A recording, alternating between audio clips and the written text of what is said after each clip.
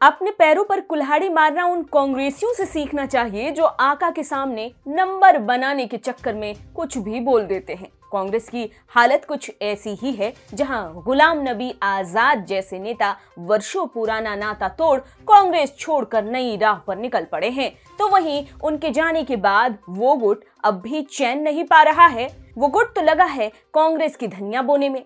अब ऐसा ही चलता रहा तो वो दिन दूर नहीं जब और कई पुराने नेता ऐसे ही कांग्रेस का साथ छोड़कर अपने नए गंतव्य की ओर हो लेंगे। नमस्कार, आप देख रहे हैं TFI, जो है देश का सबसे विश्वसनीय ऑल्टरनेट न्यूज मीडिया पोर्टल। मैं पद्माश्री शुभम आपको बताऊंगी कि कैसे ये कांग्रेस की ही खामी है जिसने ऐसे लोगों का चयन किया है जो अब कांग्रेस के अस्तित्व के सम्मुख नाग के समान प्रतीत होते हैं, और कैसे गुलाम नबी आजाद वाला घटनाक्रम तो बस एक शुरुआत है। कांग्रेस के अंदरूनी कलह से उत्पन्न हुए G23 गुट से एक और नेता कम हो गए हैं।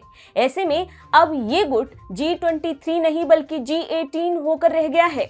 वो ऐसे कि मनमुटाव के चलते पहले ही इस गुट के कई नेता पार्टी से अलग हो गए थे। इनमें से 3 ने पहले अन्य पार्टियां ज्वाइन कर ली, जिनमें जितिन प्रसाद हैं, अब भाजपा में वो शामिल हो गए हैं और योगी सरकार में मंत्री हैं। योगानंद शास्त्री जो NCP के साथी हो गए हैं, तो वहीं तीसरे नंबर पर हैं कपिल सिब्बल, जिन्होंने कुछ माह पूर्व सपा ज्वाइन करने के साथ ही सपा की ओर से राज्यसभा चले गए। और चौथा नाम है ठेठ कांग्रेसी वीरप्पा मोइली का, जिन्होंने पिछले अक्टूबर में खुद को समूह से अलग कर लिया था। अब नया नाम जुड़ा है दिग्गज नेता गुलाम नबी आजाद का। कांग्रेस पार्टी के वरिष्ठ नेता रहे गुलाम नबी आजाद ने शुक्रवार को पार्टी से इस्तीफा दे दिया।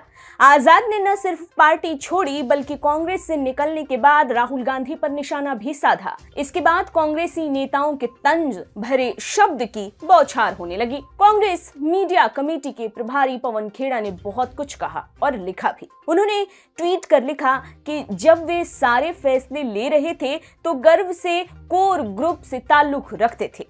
अब जब दूसरे निर्णय ले रहे हैं तो वो उन्हें चाटुकार के रूप में लेबल कर रहे हैं। आज कांग्रेस के सामने जो चुनौतियां हैं वे उन्हीं जैसे नेताओं की वजह से हैं। पूर्व केंद्रीय मंत्री और कांग्रेस सांसद जयराम रमेश ने ट्वीट कर लिखा, अगर श्री आजाद और उनके रिमोट कंट्रोल को लगता है कि उनके इस्तीफे से 4 सितंबर को कांग्रेस पार्टी की महंगाई रैली और 7 सितंबर को भारत जोड़ो यात्रा की शुरुआत अस्थिर हो जाएगी तो वे बहुत गलत हैं। इस्तीफे ने हमारे संकल्प को और मजबूत किया है। कांग्रेस महासचिव और राज्यसभा सांसद रणदीप सुरजेवाला ने ट्वीट कर लिखा कि 41 साल 1980 से 2021 तक गांधी परिवार की 4 पीढ़ियों के साथ लगातार सत्ता का आनंद लिया।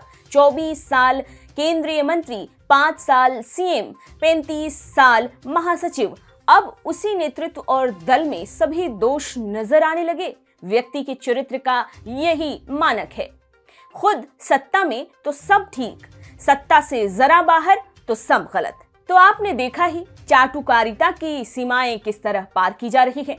वैसे ये सब तो हुआ गुलाम नबी आजाद पर प्रहारों का लेखा जोखा। अब आगामी भविष्य में और कितने आजाद होंगे इस पार्टी से, इस पर भी बात करें तो वो नाम भी सामने आता है जो कि G23 गुट के पुराने नेता रहे हैं और वर्तमान में कांग्रेस सांसद हैं, और ये हैं मनीष तिवारी। तिवारी ने गुलाम नबी आजाद पर हो रहे प्रहारों पर जवाब देते हुए कहा कि श्री आजाद के पत्र के गुण दोष में नहीं जाना चाहते।